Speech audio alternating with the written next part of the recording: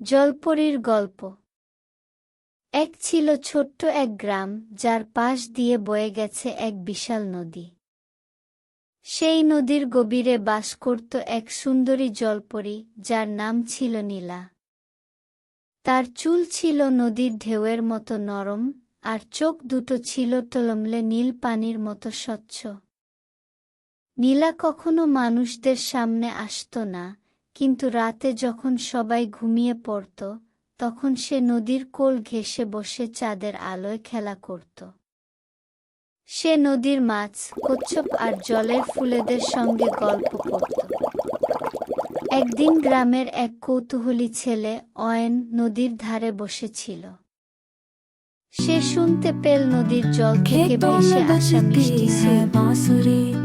ভয় পেয়ে সে প্রথমে পালিয়ে যেতে চেয়েছিল, কিন্তু সুরের মাধুর্য তাকে আটকে রাখল। ধীরে ধীরে সে দেখল জলের উপর একটি অপূর্ব সুন্দরী মেয়ে ভাসছে, গুনগুন করে গান গাইছে। অয়ন বিস্ময়ে তাকিয়ে থাকল, আর তখনই নীলা তার দিকে তাকিয়ে মিষ্টি হেসে বলল, তুমি ভয় পেও না, আমি জলপরী। আমি তোমাদের কারো ক্ষতি করব না গি। এরপর থেকে অয়ন প্রায় রাতে নদীর ধারে আসত, আর নীলা তার সঙ্গে গল্প করত। ধীরে ধীরে তাদের মধ্যে এক বন্ধুত্ব গড়ে উঠল। কিন্তু গ্রামের মানুষজন এটা জানতে পারলে ভয় পেয়ে যাবে, এই ভেবে নীলা চেয়েছিল কেউ যেন তাদের সম্পর্কে জানতে না পারে। একদিন গ্রামে ভয়ঙ্কর খরা দেখা দিল।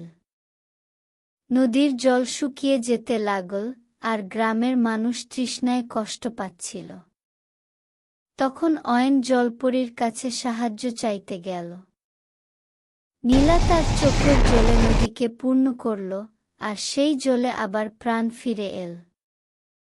গ্রামের মানুষ অবাক হয়ে দেখল নদী আবার জেগে উঠেছে। তারা জানত না কে এই অলৌকিক কাজ করল, কিন্তু তারা আনন্দে নেচে উঠল।